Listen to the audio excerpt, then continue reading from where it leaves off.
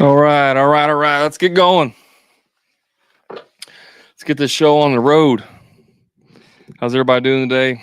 Hope you had a great weekend. The weather is cool, crisp. Wow, that's so. It seems like it's so high. Guys, do me a favor before we get started here. If you can throw a one in the chat, if you can hear me, okay. Throw a one in the chat. Make sure that you can hear me, okay, and then we can get going. What's up, Sleep Tight Plumbing? Good to see you. All right, appreciate you. We're good on TikTok, good on Facebook. Everybody says 111. We're ready to rock and roll. So if you haven't listened to the podcast that went out this morning, go listen to it. It's about creating rules of engagement for your business using the theme of the military and how that applies to your business. Essentially, creating rules for how you conduct yourselves in your business. There's a lot of people that I talk to, and they have, first of all, none of them have SOPs. I shouldn't say none of them. A lot of them don't have SOPs, standard operating procedures. In other words, just a playbook of like, this is how we do things here. That's common. But even beyond that, there's no rules of engagement for how to handle specific situations.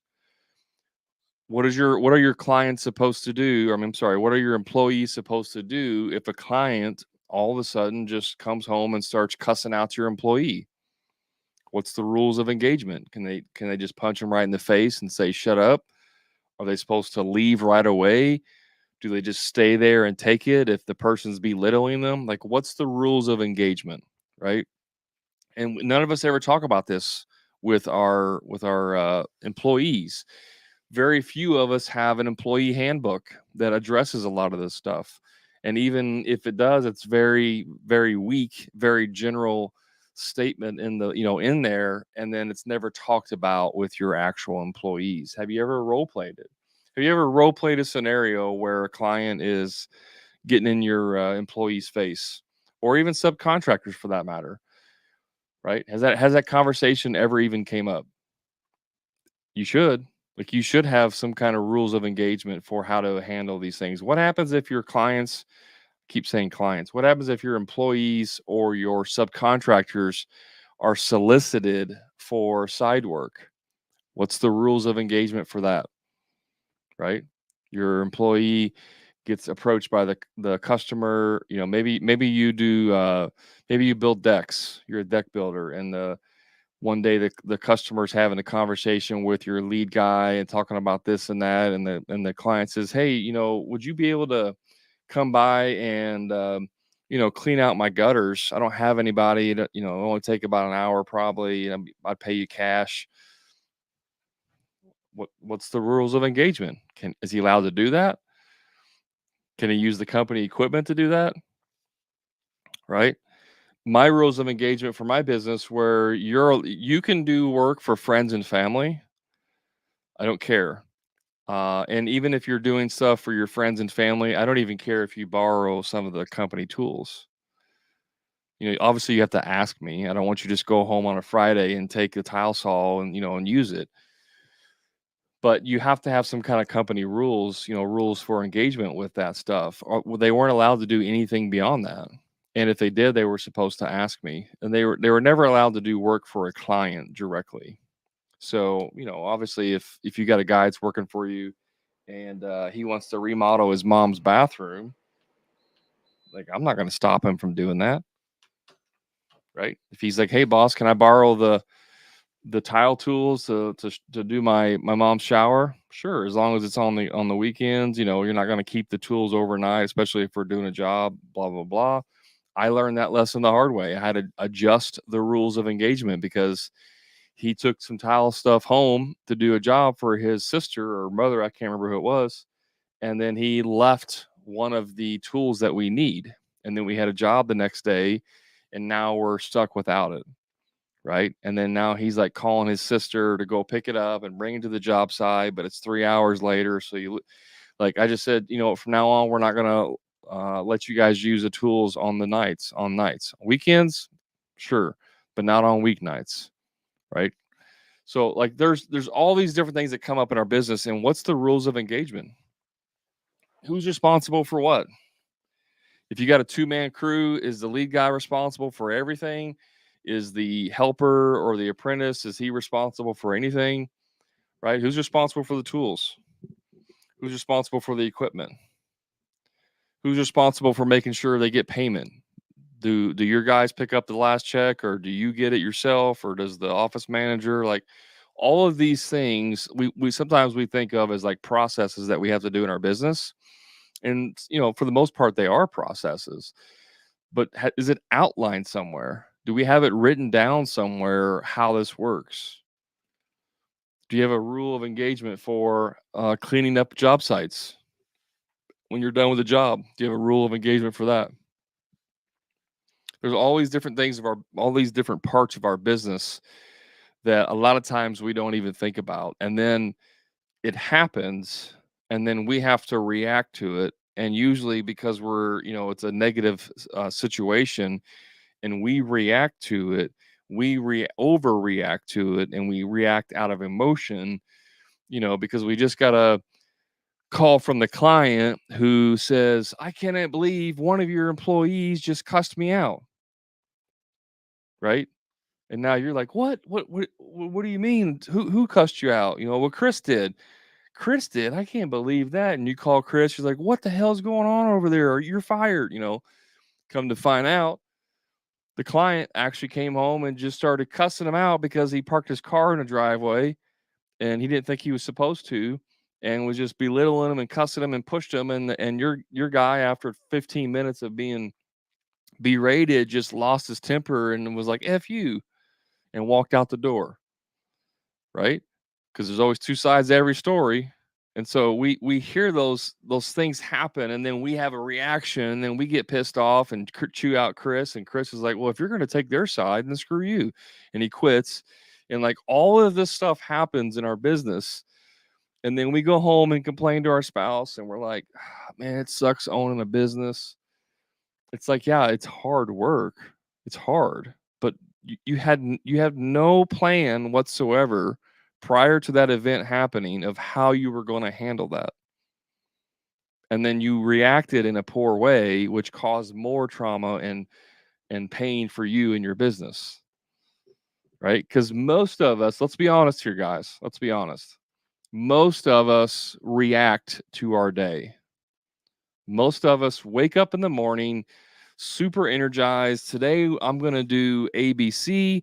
And then at the end of the day, you look and say, I did XYZ today, and I didn't do any ABC. And that sucks. Right. And then we tell everybody we're super busy. Like, we're just super busy. I can't even get all this work done. Again, if we're being honest with ourselves, if we're being really, really honest with ourselves, most of our problems are self-inflicted. Most of us are shooting ourselves in the foot on a daily basis because we're simply reacting to everything that's happening every single day. We're waking up with our hair on fire. I can remember, and I still have.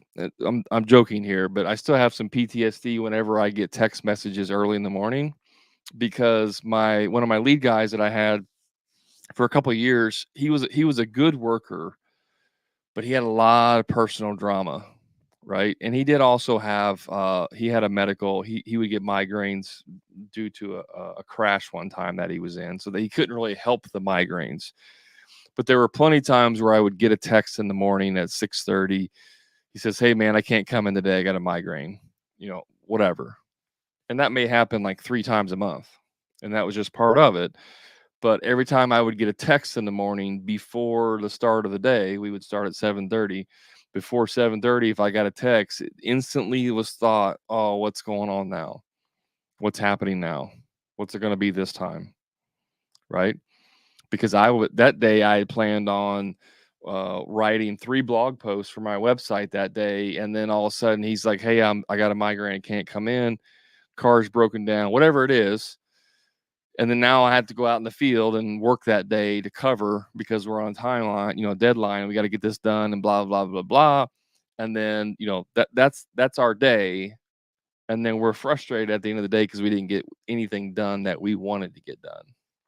Right now, sometimes we can't avoid it. Sometimes we have to actually, cover for someone, or we have to do things, and that is just part of the business side of things.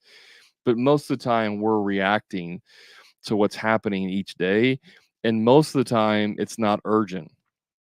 Sometimes it's important, but it's not urgent. And I can give you a clear example of something that's important and not urgent, and something that you shouldn't be doing, and that is going and getting materials. And nowhere for any business should the business owner be the one that goes and gets the materials. That is an absolute complete waste of your time. Complete waste of your time. That should be the lowest guy in your organization should be the one going and getting materials. But Brad, they don't know what all we need to get.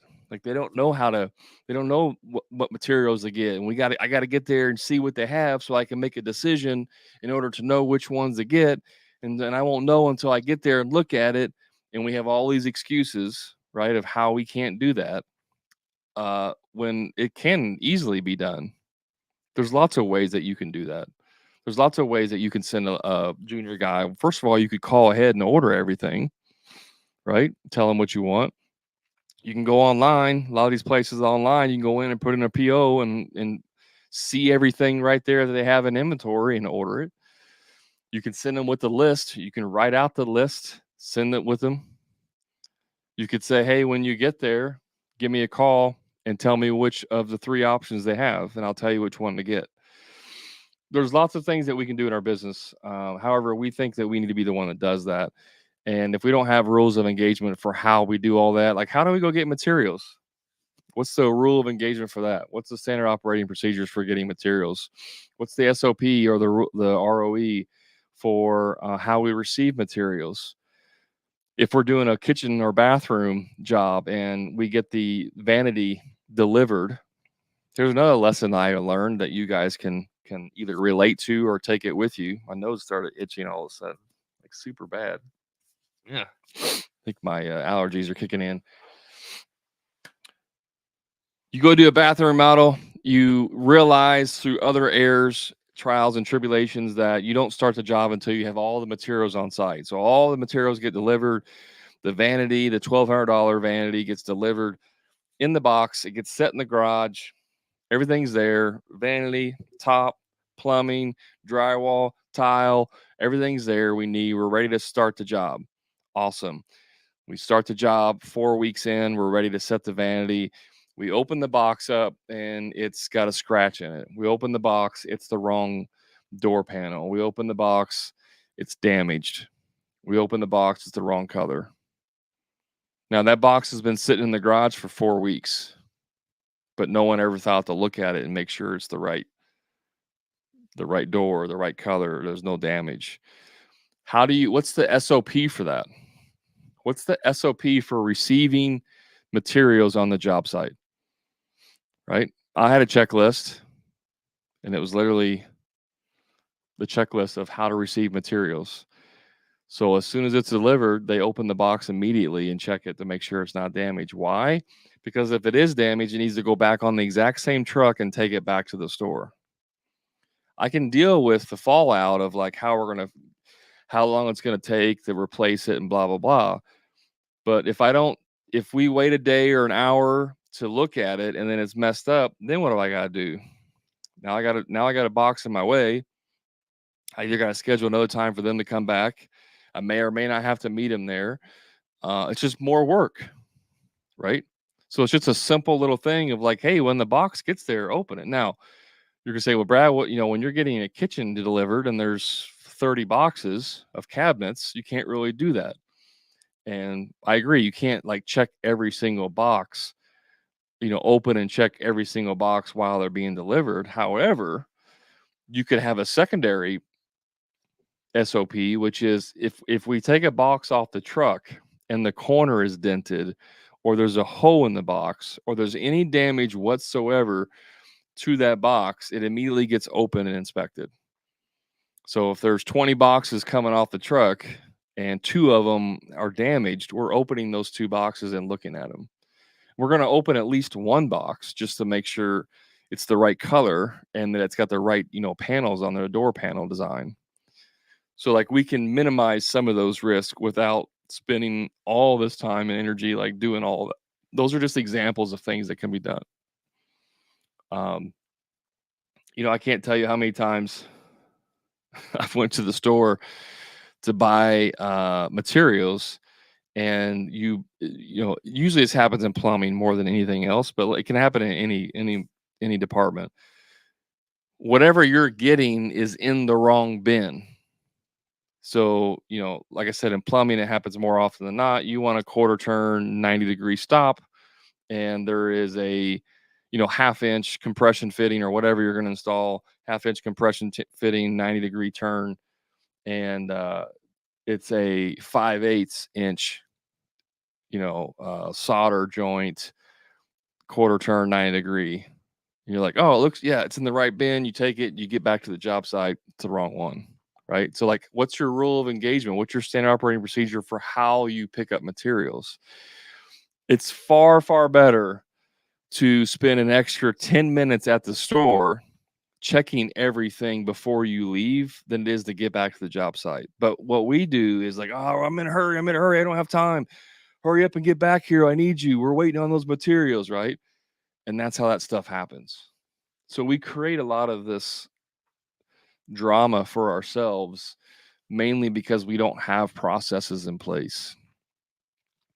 Um, so on TikTok here, I want to do something a little bit different, guys. If you are interested, if you want to come on and have a little conversation, more than happy to do that. I don't know if it's showing up on your screen, but I got, uh, you can ask to be in here and I can invite you on and we can even have a conversation live if that's something you want to do. We can talk about whatever you want.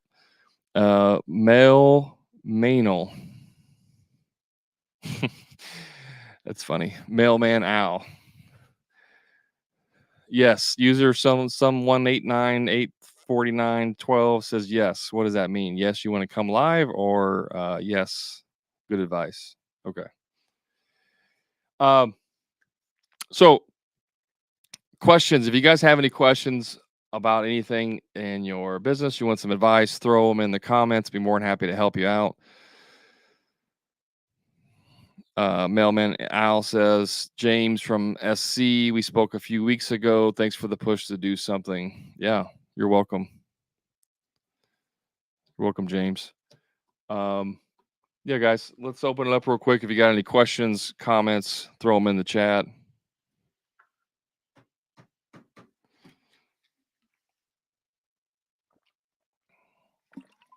What's the most common? Let me ask you this.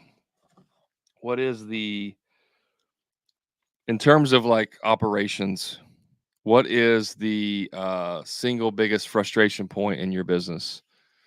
In terms of, and I don't mean like hiring. That's not what I mean. I mean like your guys, whether it's subs or employees, or you're doing it yourself. What's the biggest frustration point in terms of like this stuff happens all the time? Like materials, the wrong materials get delivered, or they don't get delivered when they're supposed to. Like, what are some of those things that um, you do? Would you be able to share a checklist? I can't share it on TikTok, unfortunately. And it is very specific. The thing about checklists also is that it's going to be very user specific because it's every business is different. I've worked with a lot of contractors, either individually through my coaching group or just in general contact, and every single business is totally different about how they do things. So having templated stuff can be a good starting point, but it's definitely not a plug and play type scenario. Okay, Brian, good. That's a very good one, man. Work for 3 weeks, then down for a week trying to get bids out. Do you do residential or commercial? Brian Tipton 777. Do you do residential? Well, give me some more details about. You do both. What do you do? What kind of work do you do? You a plumber, electrician, general contractor, remodeler, landscaper? What kind of work do you do?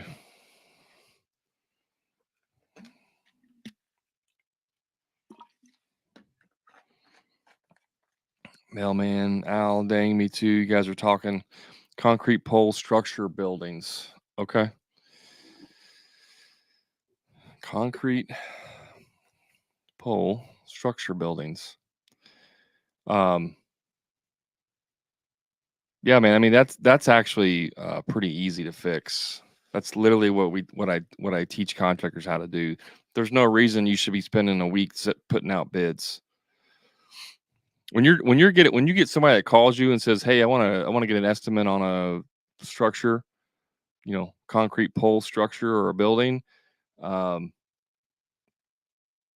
or you're saying concrete slash pole structure slash buildings. I don't know if that's all one or not, but the sales process is you pre-qualify them over the phone. You just pre-qualify them over the phone. You should never be going out and doing free estimates for people. You should never be out doing bids.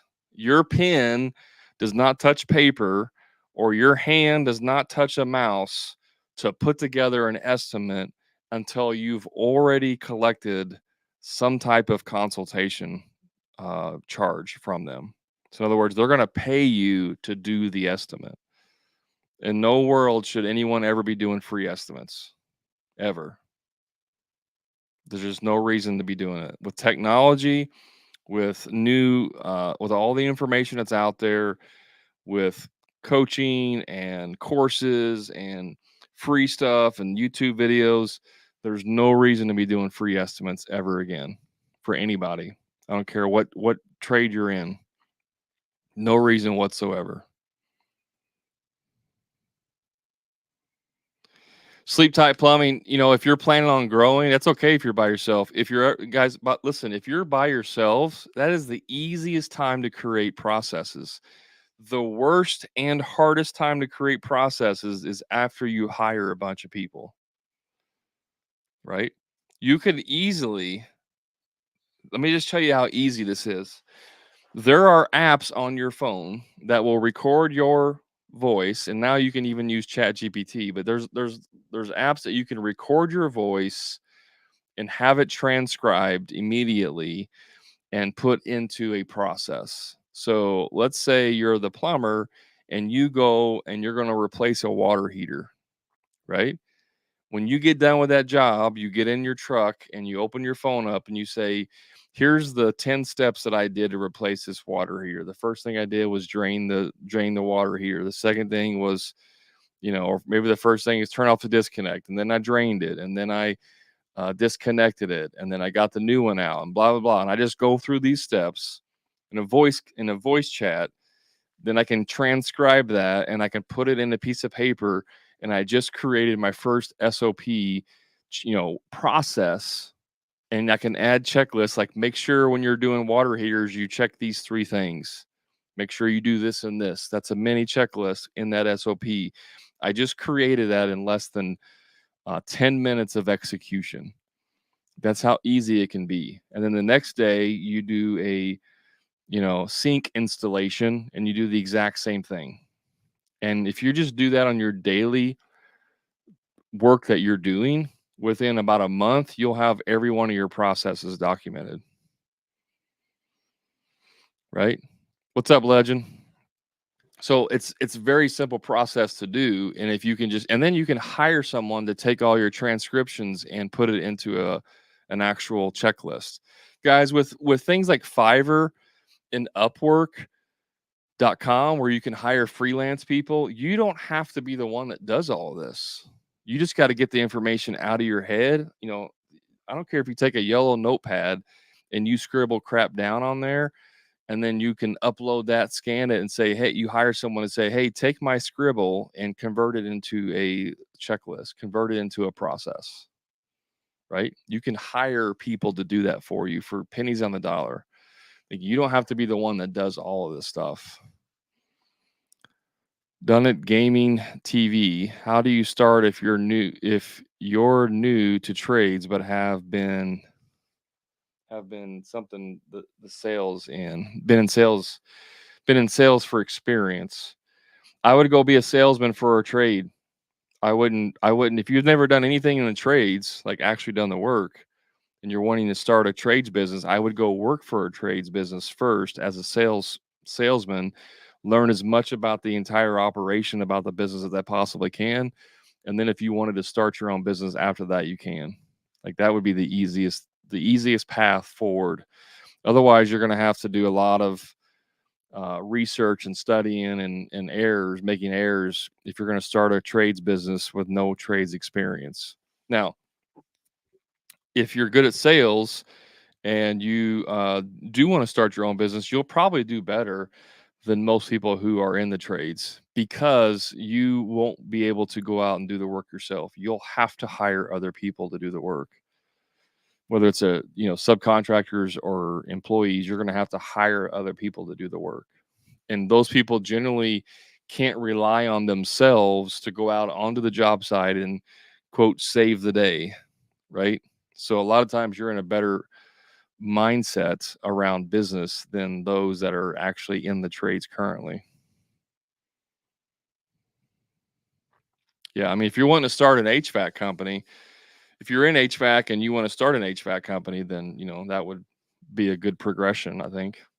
I wouldn't go like being a HVAC and then go start a uh, remodeling business if you've never done it before.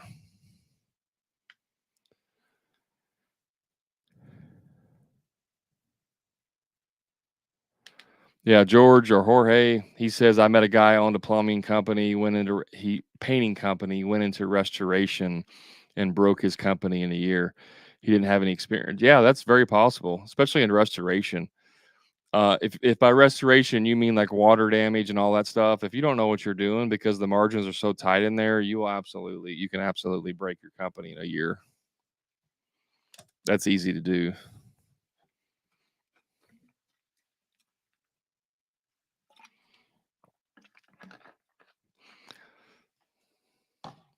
What's everybody else up to? Does anybody want to come on live and have a chat on TikTok?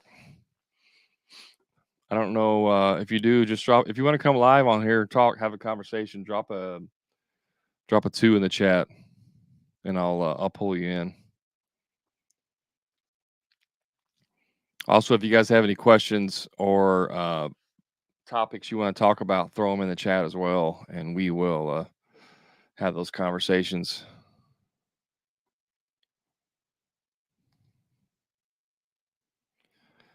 All right, man. You want to come in?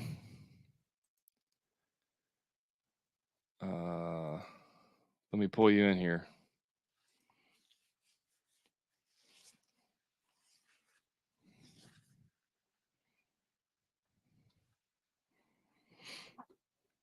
See if we Hi got. there. Thank you for the invitation. How are you today? Good, good. Is it Jorge or George? Where do you go by? Hey, Jorge is right. Awesome, man. Good to good I'm to I'm doing a drywall and painting contracting in Vancouver, in Canada. drywall and And painting in Canada. yes, yes, I like your show. I am the guy that if I went into trades, I learned the trades. I learned first the drywall and after the painting. So I'm the guy that does most of the work. I always has to be around, and usually I bring a small crew with me or a helper to do the work. But I need to start thinking about getting bigger because I'm always absorbed into the work. I have to do all the management. I have to do the publicity. I have to collect the payments.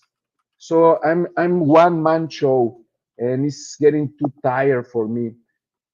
I really appreciate your time and your advices. And please, if you can give me a few bullet points that I can start going through in order that I can start growing up my business, I think that that will be a very nice conversation that we can have for a few minutes. Yeah, yeah. So you said that you're a subcontractor.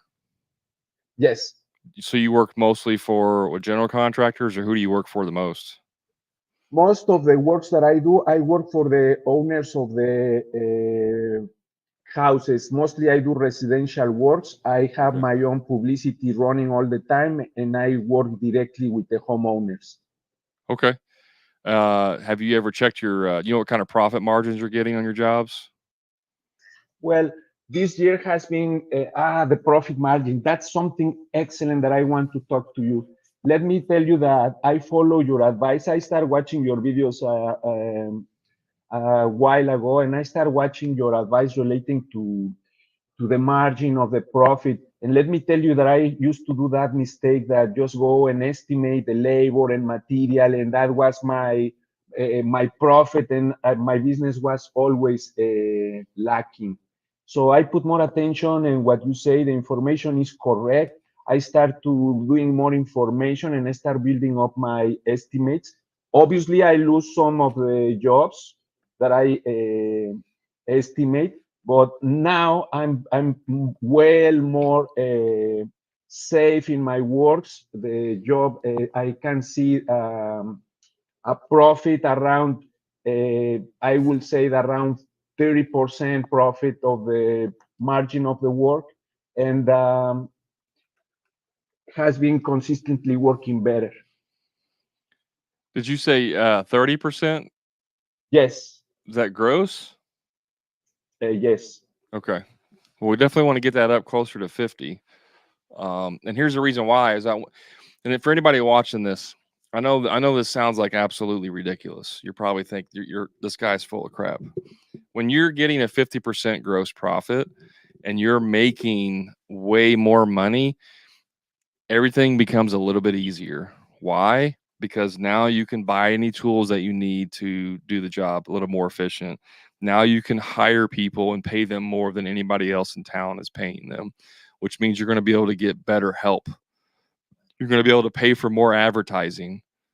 You're going to be able to, you know, hire other people like assistant, like whether you know, an accountant or somebody, an attorney that you need to support your business. When you have more income, when you have more profit in your business, it allows you to do way more things faster.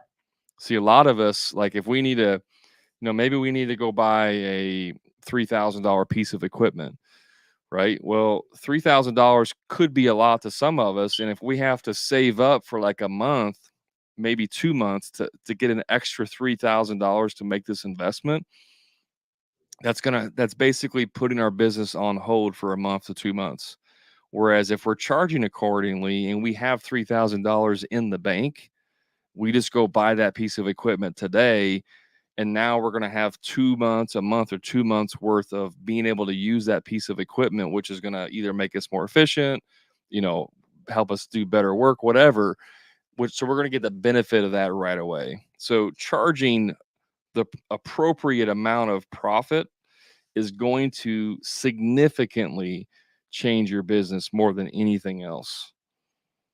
I couldn't agree more. And I think that what is very important is the scarcity, the mentality that because we come from trades, and many of the guys that we are doing our own business, we are coming from an hourly rate, and we are used to just go there and do those type of approximations without being, without having a professional approach to it, because that mentality of scarcity, of just go there and try to build up your material and the job that you are going to do, it always brings stress to the work. You always think that you are working too much and not getting enough, and that you are not making progress with the business. So it's really important to have the right education and the right set of mind in order that you can have a more professional approach. You can invest more in the publicity and the presentation of your business, and like you say, very accurate. If you have better equipment and better tools, you have more money to invest in people, and have a better quality in your finishing. Yeah, absolutely. I mean, those. So the other thing too is that when you actually charge more, you can do less jobs. This is another concept that a lot of people don't understand. Like, you know, how many jobs, Jorge, are you doing like a month on average? I think that in average I will do about 5 jobs. Okay. So let's just say you're getting a 30% gross profit on these jobs and you're doing 5 per month, potentially, without knowing your numbers and going knee deep in the weeds, but potentially you could, if you were charging a 50% gross profit, you could potentially do 4 jobs a month and actually make more money than you're doing 5 jobs a month at 30%. And when you do that, when you do fewer jobs, you know what happens to your business? It get more. You can have the time to make better your finishing and to get more. I will say a good name, That's right. because you are not always running and people calling to you and you making people wait. I always try to keep that professional side of the job, as you say. Thank you. Yes, quite important. Yeah. Yeah, your business slows down. When you do fewer jobs per year and you make more money, you actually slow down everything, right? And so, like, you just hit the nail on the head. You can do a better job. I know this sounds counterintuitive to everybody listening and watching this. When you charge more, you can actually deliver a better product to your clients. So, in other words, your clients will be happier. You will deliver a better product to your clients. Your employees will be happier because they don't have to bust their butt all the day to make up for your estimating errors. You bid the job for 5 days and really it should have been 5.5 days, right? But you're going to try and squeeze it into 5 days. Like, all Yes. those little things that we do to try and make up for the lack of money, that a lot of that Yes. stuff disappears, and so now everyone across the board is happier. Absolutely. And let me tell you something. When you don't have enough money for your budgets, you tend to be grumpy, you tend to be rushing, you tend to make more mistakes. And it's something that is really going to mark a difference with your clients, because in reality, your client is not too much concerned about the money that you charge and the estimate that you give them. They are now concerned about the service that you are going to give them and the quality of your finishing. If you are the guy that is running around and you're gonna have to come back and do touch ups and put the people back on hold of time, the people doesn't like those things. So if you have a proper estimate, you have the proper budget, you have the time to take attention to the detail and make sure that your service to the client is on check and your finishing is have the quality that is desired. Yeah, awesome. Well, I appreciate you jumping on here, Jorge. If anything else, you can shoot me a message. I want to. Brian wants to jump on here, so I want to let him come on, and I want to answer a few more questions too. But I thanks for hopping on appreciate here. it. Thank you. Thank you to the audience. Thank you, my friend. Absolutely. All right. Let me see how to. I don't know. I don't really know how to manage um, people. All right, there we go. Brian, if you're still available, I'm going to pull you on here in a second. I want to answer a question that came in. Who was it that said history geeking? And maybe that's you. I don't know. It says having trouble managing subs and timelines. Any advice? We may need to have a little more realistic expectations. I don't know any. Obviously, don't have enough information, history geeking to tell you for sure. But most of the time, when you're managing subs and or timelines, most of the time it's unrealistic timelines. That being said, it depends on the quality of your subs. Like, in other words, I don't know if it's you have an unrealistic timeline to get this accomplished or your subs are just not performing to the highest level, right? In other words, maybe you have subpar subs. I don't, without knowing more information, it's really hard to give you specific help with that. But usually it's, the saying goes, under promise and over deliver really helps out here. So if I'm doing a job and I think I can get it done in 2 weeks, like on average, I can get it done in 2 weeks, I may tell the client it's going to take 2.5 weeks or even 3 weeks to give myself a buffer, right? As opposed to, like, if I think it's 2 weeks, saying, yeah, we can get it done in 2 weeks. Like, I wouldn't do that. I would build in some, oh shit time into my schedule. And then also I would make sure you're setting expectations with your subs. One way you can do that with your subs is, if you're meeting with them, and again, I don't know how you do your subs, but generally you would have some kind of conversation with your sub and say, this is the scope of work, and they tell you how much it's going to cost, and then you ask them, what's the time frame, like how long do you think this is going to take? And if they say, well, we can do this in 3 days, I'm going to figure 4. I'm instantly going to add extra time. Why? Because everybody bids with their uh, best case scenario. Every, everybody wants to bid best case scenario. And 85% of the time, best case scenario doesn't happen.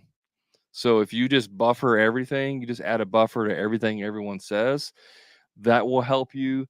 You can also add gaps in your schedule. If you're over scheduling stuff, this is common where people are like, maybe you do 3-day jobs, everything, whatever you do takes 3 days. And so you bid, 3 days and then bid 3 days and the next one starts in 3 days. Like you put unscheduled days and times into your schedule on purpose. So maybe a better scenario would be, if your jobs take 5 days, don't schedule one every week. You could, in 1 month, you can leave 1 or 2 gap days. So, if it's a 5-day job, it's actually going to take a little bit over a month because you factor in a 1 or 2 days. And if for whatever reason those days don't get used, you can use them as PM days. You can use it to get caught up on other things. There's always definitely things that need to be done. But the worst thing to do is to have you overscheduled, and then you have a bad situation. So I don't know if that was helpful or not, but without more information, it's really hard. I don't use Angie's List or any other paying for leads websites, Dustin. Don't use any of that whatsoever. And if you want to know how to calculate profit margins, you can shoot me a message and I can give you some information about that. But the easiest way to calculate your profit margin is to take your core labor and your core materials and take that number times 2. That's going to produce a 50% gross profit. That's a general way of doing it. It doesn't work in 100% of the time, but that's how you do that. All right. So let's bring on Brian. Hopefully he's still around here.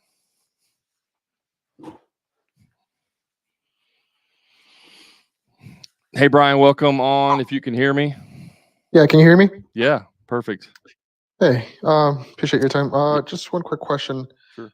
So as far as advertising, is this something that you're doing online? Are you going door to door, or how do you go about it? Is my question. Yeah. Before I answer that, what kind of work do you do? Electrical. Yeah. So I like the omnipresent approach, which Mm-hmm. is I'm gonna hit every marketing channel that I can possibly hit at the same time. Okay. So do you specialize in any type of electrical? Residential. Do you do anything residential? You do new construction, service only, or what? Yeah, anything. Okay. Have you ever considered like niching down to do more specific things? Well, my understanding was residential was kind of a specialty in itself, or do you mean like new construction and remodels, like as in that? Well, I mean, yeah, that can be even be that, but even within that, like just doing panel change outs or just doing Okay, yeah, solar or just doing backup generators, stuff like yeah, that. yeah. That does make sense, and I have thought about that. I was just wondering, as far as how would you go about it? I have a website. I don't know if I'm not paying enough, but as far as leads, Thumbtack gives me more work than Google does. So, which that doesn't sound right. So, there's something that I'm doing wrong. No, I don't think you're doing anything wrong. There are some trades that will do well with like Angie's List and stuff, Thumbtack. You just have to be on the spot with those leads. Like you have to respond right away. Oh, So okay. like your plumbers and electrical will probably do in like things like garage door repair and anything that could potentially be like emergency maintenance type stuff Mm-hmm. or have a major impact in someone's life. Then those typically will do pretty good with like the lead gen sites. You just Okay. gotta, like I said, you gotta be right on the spot to respond to those. Yeah. Got it. Okay. Yeah. So back to your main question about the advertising. It's if you niche down, it's easier to advertise. Now that Yeah. being said, doesn't mean you can't get business being more broad. But what Mhm. I would do, and I don't know if you've listened to my podcast or not, but there's one podcast I talk about 33 different ways to market your business. You know, Mhm. some of the main things that I would do. If you're not in a BNI group right now, a Business Networking International group, I would highly recommend looking into that. You know what that is? No, but I'll definitely look into it. Is it? Look into it. It's a weekly group. They meet once a week and they pass referrals back and forth. So without going too deep into it, it's just a networking group where you get in that group and you're the only electrician in there, and everybody passes business back and forth. It's kind of like you scratch my back, I scratch yours type thing. Mhm. That's one thing I would do. I would also start contacting referral sources in your industry. And what's a referral source? It's anybody who shares the same customer as you, but doesn't do the same work you do. Yeah. So you can buddy with plumbers. You can buddy with heating and air companies. You can buddy with, other Like contractors. HVAC Yeah. techs or Yeah. even the general contractor obviously falls into that as well. Yeah. I mean, if you're going to do that type of work, yeah, you call and that's just calling them up, cold calling them, Mhm. or cold networking, and just say, hey, I'm an electrician. I was just calling to see if it would make sense for us to have a conversation. Got it. Okay. And you're not trying to sell them anything on that call. Yeah, just kind of starting that friendship or relationship with them. Yeah, realtors, I mean, they will waste your time, but you can get a lot of business from realtors, especially Yeah. especially home inspections. There's always electrical crap on there. Oh yeah, that's right. Yeah, that is right. Okay. Yeah, that definitely helps. And then one last question, if you have Yeah, time. go ahead. Yeah. Um, so you're a general contractor, right? Mm-hmm. How do you go about like your hiring process? Um, do you think it's difficult nowadays, or what do you think about it? I think it's more difficult in the sense that there's fewer people going into the trades. I mean, that's Mhm. true. Yeah. There's also fewer contractors, right? And so there's a little bit of an offset. But the main thing that people always get wrong with hiring is they don't understand how to create the right culture to attract Mhm. people. Now, I made a video. I did a podcast about this a couple weeks ago, and Mhm. there were some short clips on my profile and stuff. But think about like back in high school. Whether you were the star quarterback or you weren't. I mean, you probably know somebody in your school that was popular, right? Like Right. right off the Yeah. top of your head. Mhm. Those people, the popular kids, they don't want to go and like associate or hang out with the people that aren't popular or aren't cool, right? Right. And so Okay. you have to host the party that the cool kid wants to come to. Mhm. And so what that means in your business is that your branding matters. Like if you're showing up in a rusted out pickup truck and you wear a Budweiser t-shirt and jeans with your holes in them, somebody who's an A player that you want on your team, they're not going to be attracted to that. They want to Right. see where's the vertical opportunity in this business. Mhm. Yeah. Where can I grow with this company? How can I make more money? Mhm. Right. And so this is Yeah. where a lot of contractors get wrong is they have no culture, especially with older guys. I'm 46 and guys older than me. Mhm. It's all about, well, all I got to do is provide a job because my people want to work and then you got to pay bills. Like that's such an outdated mindset that it's not Mhm. just about that. Right. Right.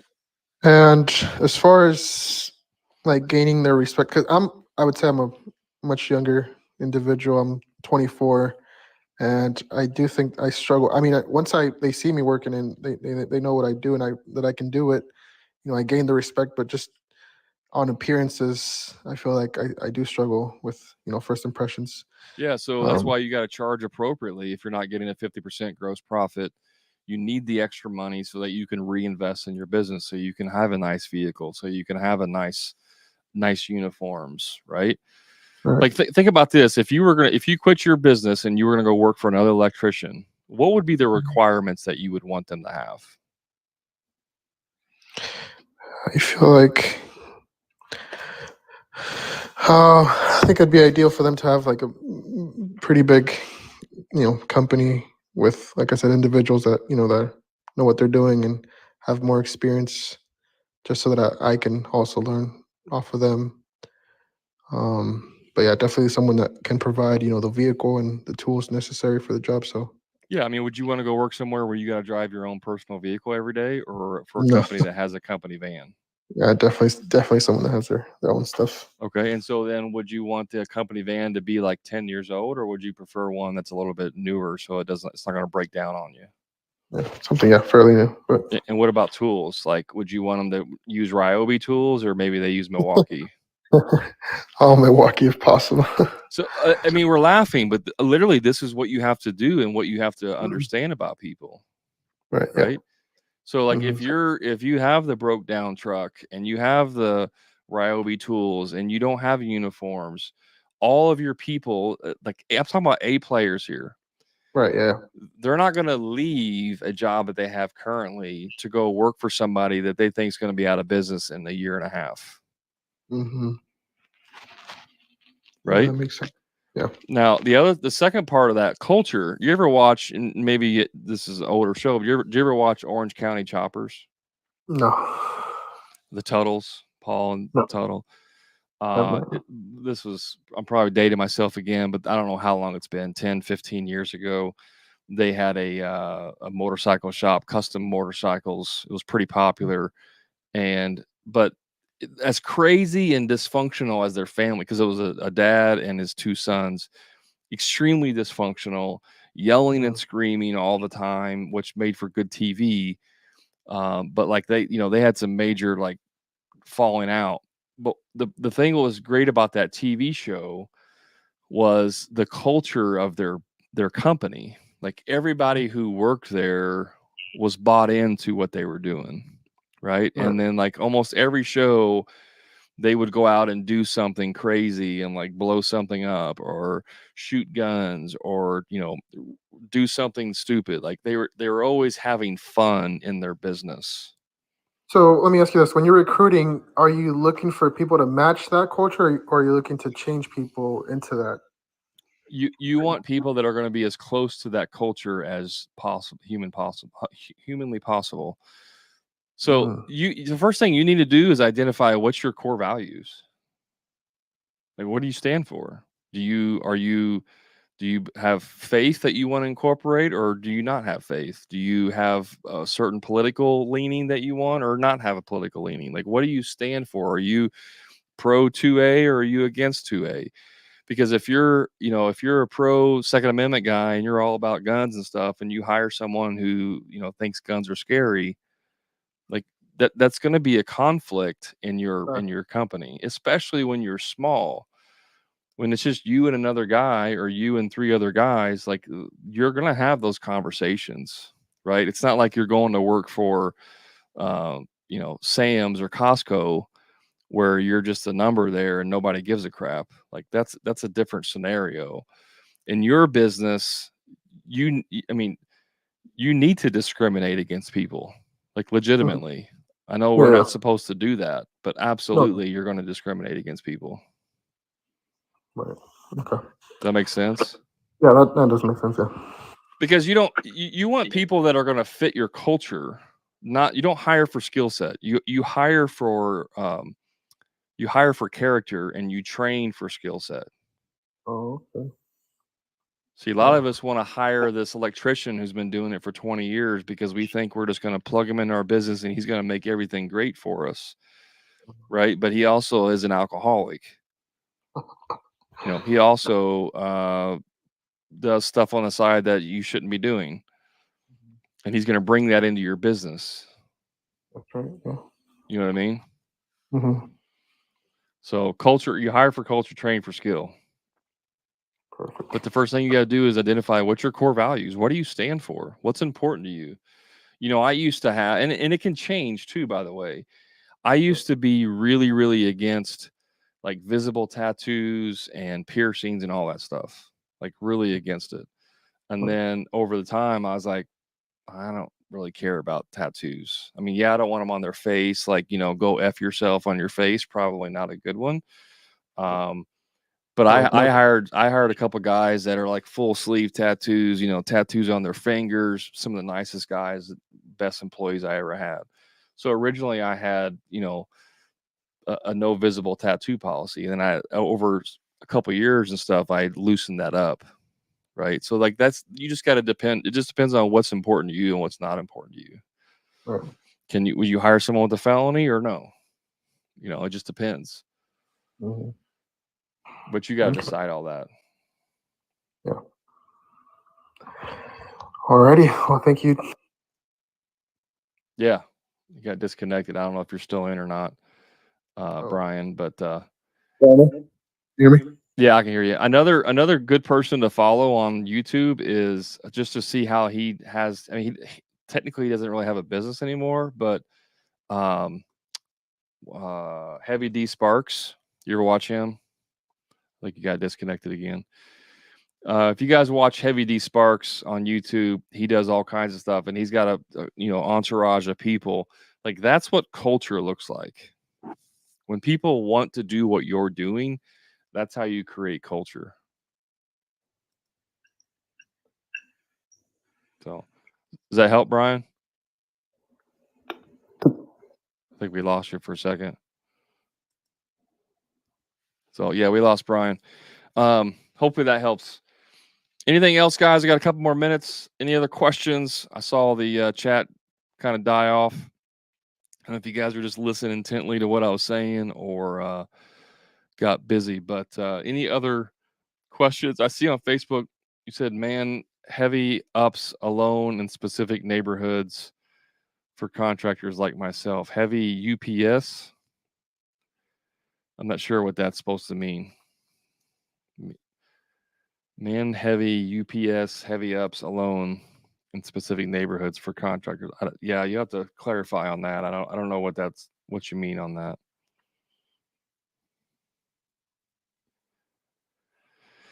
I can't do it live on Facebook, unfortunately. I don't think I can do that. I can only do it on TikTok. You're welcome, Brian. Yeah, sorry. On Facebook, I don't have the ability to join. I don't think I can. Maybe. Oh, you're jumping over to TikTok? Yeah, come on over to TikTok and I'll bring you on real quick. If you guys are on TikTok, I also stream this live on my Facebook group and in YouTube on my YouTube channel. So I got two different screens going on here.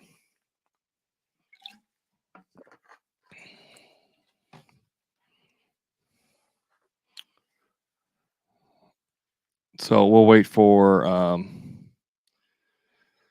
Mario. Is that you?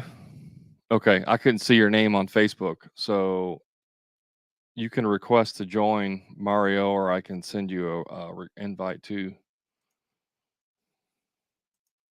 I just sent you an invite. There he is. What's up, Mario? Ed, how are you, brother? I'm doing good, man. How are you?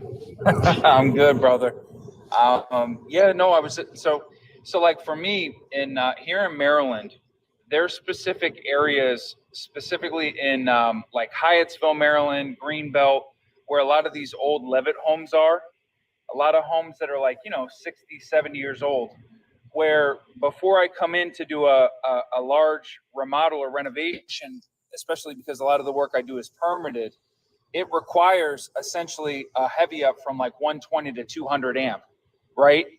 And for me, like all the time, I run into that, into something like that where if I had a go-to electrician, we could really lock down an entire neighborhood, because once somebody hears that you're doing the work, because the houses are pretty much all the same, unless a house was like renovated by a flipper or someone else did permitted work, a lot of these houses, it's like it's almost like cookie cutter, so to speak. Mm-hmm. So and what I try to do, because time is money, is I'll tell a customer, okay, before we do this large addition, I'm still 5 months out. why can't we get the heavy up done? So at least that's something completed. So now I can get on the electrician schedule, and he can come in there in 2 months. I don't start for 5 months, but it's done, and it's a good relationship. Mm-hmm. And that's the kind of guy that I'm going to use to wire the entire addition. You know what I mean? Because he knows the panel, he knows the house, he knows the customer, he knows me. Yeah, absolutely. Yeah, I mean, if you're a sub like electrician or a plumber or any of those things that people like Mario, who does a lot of remodels and room additions and stuff like that, they are begging for qualified, competent subs. Yes. And the thing is, what's frustrating is I'll have subs come in, and I mean, it's not like I said, look, I only have 5,000. I'll say, okay, name your price. What is going to work for you? And I want you to make sure you have cushion. They do it, and then they can't meet any of the deadlines. And I'm constantly having to babysit them to deliver on their word. And in reality, the thing that sucks is that has an impact on me with how I look to my customer. Yeah. Because I'm very particular, and it's very important to me to meet what I say I'm going to do. So it's been so bad that, now the people that I hire, we're trying to self-perform things now because the subs have not been reliable lately. Yeah, this is, and so for guys that are watching, like Mario's is he's one of my clients, but there's lots of contractors out there like Mario who they don't care what your price is, and they're more than happy to pay you what you're worth as long as you can deliver, time frames and deliver the value that they are promising their customers, right? Because we all hear horror stories of like contractors like beating up subs to lower their price. Those are not the ones you want to work for. You want to work for people like Mario who are like, hey, name, within reason, like you can't charge 10 times the amount, but if an average contractor, an average electrician is charging $3,000 for a panel upgrade, and you're going to come in and charge $4,500, Mario's like, no problem. Like, I'll do that all day. And if at the end of the day, they're like, yeah, okay, 4,500, I'm going to be there in 3 days and I can take care of it next week. And they're responsive. They take photos like I asked. They send it to me. They keep me in the loop all day, every day, because I'm able to use my training from you, Brad, that I don't sell based upon meeting their budget. I sell based on the value I provide. So if it's 4,500, I have to quantify what all the costs are. I'm dealing with the customer. I'm dealing with the paperwork, but I streamline it for myself because I don't want them to have to worry about dealing with the homeowner. That's my job, but as my partner, we're in this together because I specifically went into residential and stayed away really from large scale commercial because yes, it is hectic and it's very personable and a lot of emotion, but these people, there's so many contractors out there ripping people off. They take the money and they disappear. They start a project and it's 6 months later and they still don't have the job done. We come in there. I mean, they're begging for people to do it. Just live up to what they say, and it's, and with your training, it's been so helpful because, at the same time, there are a lot of people that think, things need to be super cheap and I just, we're just no longer going to do that. And that also means that we can't have everybody as a client, So hey, Mario, you can answer this question. There was a comment that came in, Isma, I think I'm saying that right, or Isma, I don't know, but he says times are tough with the cheap competition. What's the best way to stand out to the customer? That's a good question. One of the things that I do in my sales process is if I speak with a prospect, if I'm speaking with a prospective client, and a lot of them are referrals from people that I currently am working with, I tell them before we sit down and finalize a project, I want you to at least come to 2 of my jobs. One job where we're like in the middle of framing or, somewhere where it's unfinished. And I want you to come to another job that's completely finished. I want you to talk to the client and I just want you to see how we operate. Come to my job site. And at that point, then let's start talking about money and let's get it really into it. Because if anything is going to speak for itself, it's going to be how my customers talk about me, how the job looks, and then how even during a project, how it looks. You know, Yeah. I've got the separators up between each of the neighbors. I've got plastic up. I've got signs. I've got OSHA awareness. I mean, all of those things, a porta potty, you know, eye wash station, first aid kit locations. All the guys have a vest on and hats, and people, you would think that that's customary, but it's not. It's customary on a commercial space, but in residential, I barely see it, and I'm always hammering away at my guys. I don't care if you see somebody else with no hard hat. You will always wear a hard hat, eyeglasses, a vest, boots, and pants. Always. And if you don't, you're off my job site. And customers notice that when they see you're put together and you treat it like more than just like a out of your van construction job. Yeah. And that's when they're willing to pay more because they know you're a true professional. So when you started charging more, did you lose some clients? I did. And those are also the same clients, Brad, where at the end of the day, they actually had to come back to me because the cheaper people that they hired, okay, not only did a terrible job, but like took off. Okay, I'm on a job right now where a customer, I gave them a total renovation cost of actually expanding the house by another 1,000 square feet for like, I think it was like 235,000. He went with the cheaper guy because he had to have it done immediately. That guy gave him a bill for 150. All said and done, it cost him 225. But it turns out that the guy they were paying him personal checks. Okay, the guy takes off halfway through the job with 180,000 of their money, and now they're having to pull out of their retirement to pay me to come back and fix it. Man, that sucks. But the thing is, I didn't have your training when I first was speaking with them.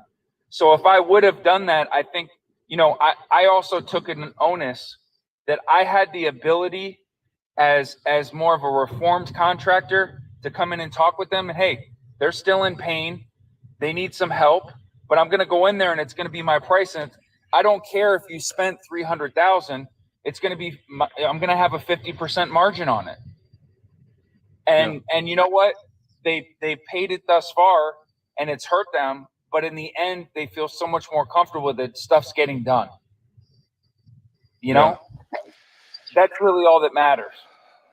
Yeah. Yeah. I mean, that it is unfortunate when you run across people like that.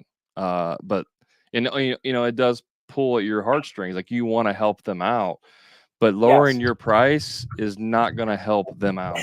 It's not going to see. help The thing them. is, Yeah. I always felt like, I love how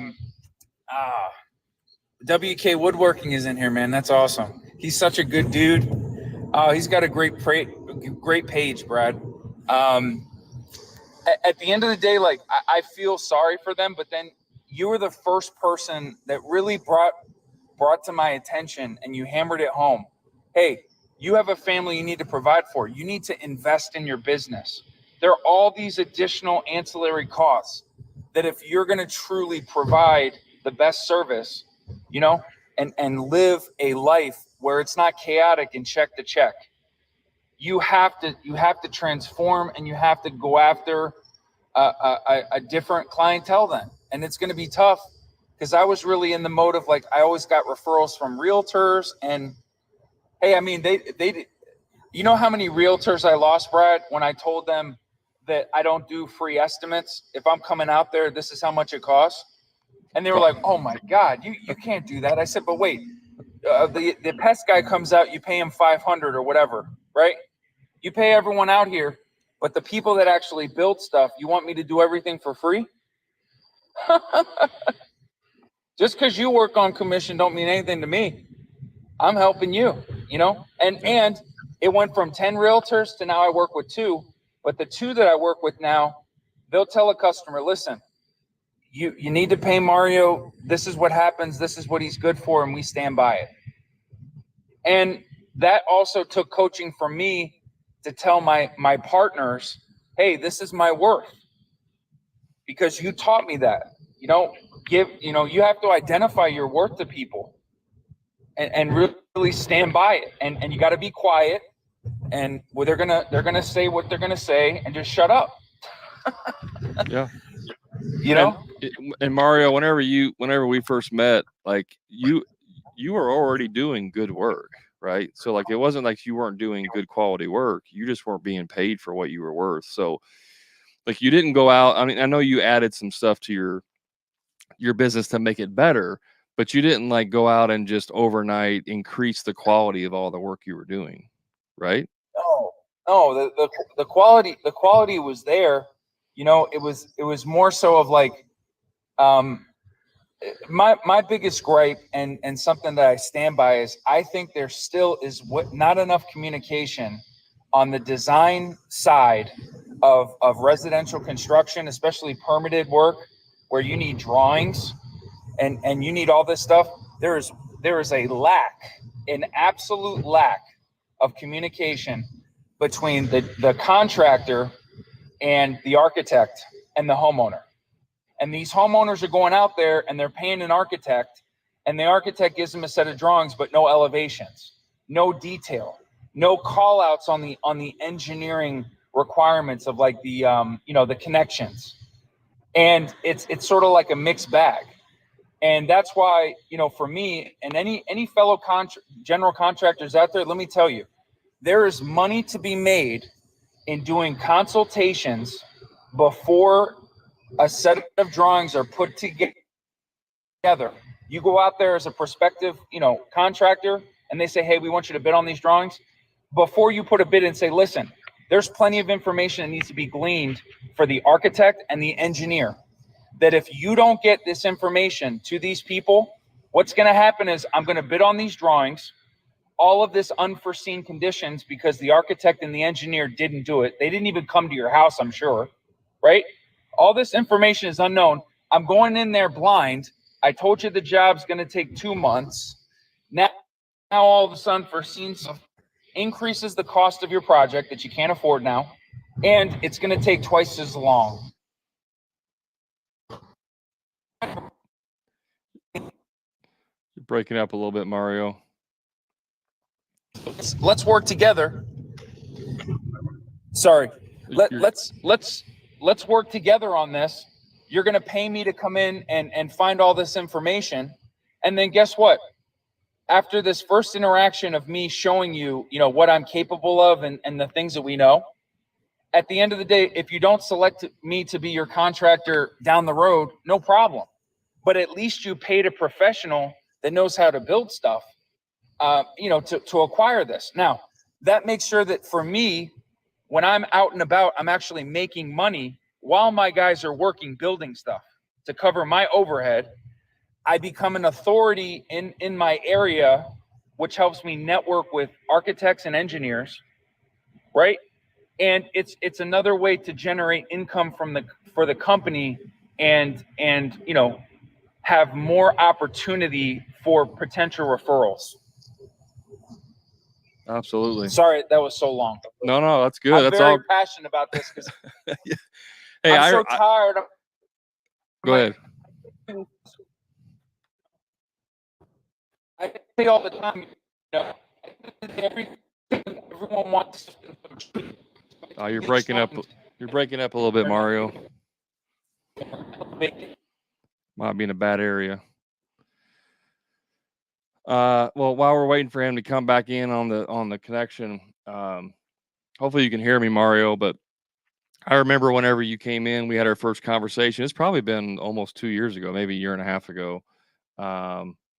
Like hearing you now, your confidence level is through the roof. So I can hear that in just how you're talking. So that's awesome. Are you still there? No, we may have lost him. I think we did. Yeah, he just cut out. He got into a bad spot. Mario is, I think he's in, where do you say? I think he's in New Jersey, if I'm not mistaken. I could be wrong. He's on the East Coast. I can't remember where everybody's located, but he is doing awesome things in his business. Maryland, that's right. Yeah, Fox. He is in Maryland. I have another client who's in the New Jersey area. Isma, I hope I'm saying that right. How much does it cost to join your training program? Currently, as it stands, and this may change for the new year, but currently, as it stands, it's $7,500 to join the Profit Club. It's a lot of money, not lost on me, but it's worth every penny. So if you guys are interested in any of that, you can always schedule a call with me. You can always schedule a free strategy call. By the way, if you guys ever want to have like an actual strategy plan put together, where we can like outline kind of where you're going to do in your business, it's completely free. You can schedule that in my profile. No worries, Mario. Yeah, it was great. Thanks for jumping on here, man. Good, lots of great information that you passed, especially about joining. Narrowing down from like 10 realtors to 2. People don't realize that you don't have to have 30 different realtors sending you leads to be really good. I had one realtor who was a good friend of mine who fed me all kinds of work. Right? You only need 1 to 3 really good connections in there who fully understand what you do and they understand the value. And like my buddy who's a realtor, if he was talking to a client who says, "Hey, we're going to buy this new house and we want to get the bathroom remodeled," like they would start to like almost pre-qualify clients for you. Because if they're hearing any kind of language that makes them believe that they want to do it as cheap as possible, like my buddy would not ever recommend me. Like he just wouldn't recommend me. But if they're like, "Hey, we want to get this done right. Who's a really good contractor that you recommend?" He would send them my way. Right. So when you can train your referral sources how to send you good clients, it's a game changer. And as long as you deliver, right? As long as you make your referral source, in this case, a realtor, as long as you make them um, look good for the referral, they're going to keep referring you. Because the last thing that your referral sources want to do is refer out a contractor who's flakes on them and it makes them look bad. Just like your general contractors want to find good subcontractors, right? All of this stuff is where it's all about. It's about the connections. It's about the quality you provide. It is not about how cheap you can do stuff, and it's not about how many jobs you can get done in the shortest amount of time. It's not about that stuff. We need to change the narrative in construction and bring back value to the trades, right? Maybe that's my new tagline. Bring back the value, bring back what you're worth. Because guys, somebody that you asked earlier about how do you compete with cheap contractors? You're not competing with them. I just had this conversation today with a guy. You're not competing with cheap contractors, because if a customer is going to hire the cheap contractor, they were not your customer to begin with. Right? There's different levels to customers. Let the cheap contractors work for the cheap customers who are going to be the biggest pain in the butt. They're going to nitpick everything you do. They're going to complain the entire time. Let the cheap contractors work for them, and then they'll go out of business, right? And then those people, those customers that get screwed, will eventually extend into the next level where they're like, you know what, we hired the cheap contractor and we got screwed. Maybe we need to hire the more expensive contractor, right? Let the cheap guys do that. So you're not competing with the cheap contractors ever. You're never competing with them. The only overlap is when you have someone who's maybe like at a medium, a level 2 customer, right? Where they kind of want to be within a certain budget, but they're willing to pay a little bit more. Those are the ones where the cheap contractor, you may have a tiny bit of overlap. But if you understand how to sell your value, if you understand how to have those those conversations like Mario was saying, when you understand how to truly communicate and connect with your clients, you're really, even at that level, you're not competing with them. Because people know, when you have a conversation with someone, you can just tell by the conversation, like, this guy's full of crap, or maybe this guy's different. There's something about what they're saying that just stands out. Like, this guy asked questions about my project that no other contractor asked me questions about. And that's intriguing to me, right? No other contractor asked me how long I've been thinking about getting this project done. All they said was, yeah, I can come on out and give you a free estimate. Right? So when you learn how to do proper sales and you learn how to build your brand, it becomes a lot easier to sell higher priced jobs and to have a business that you don't want to pull your hair out every morning when you wake up. So, yeah, lots of good stuff in the comments. I do need to hop off here. We went long, but way worth it. Mario, thanks for jumping on again. Mario's done fantastic things in his business. And I don't know if you heard me, Mario, when you lost your connection, but I was just saying that from the first time I met you until now, your confidence level has gone way up. And it definitely shows in the level of the work that you're doing too. So I know your customers are hugely benefiting from the work that you're doing. So, guys, I appreciate you hanging out with me. And this is a good one. Yeah, this is the first time I've brought people on. I think we'll do it again. And I think it turned out pretty well. So next Monday, guys, same time, same bat channel, same bat location, we'll do another live. And if you need help with your business, you can always feel free to reach out to me. Thanks, guys. Have a good one.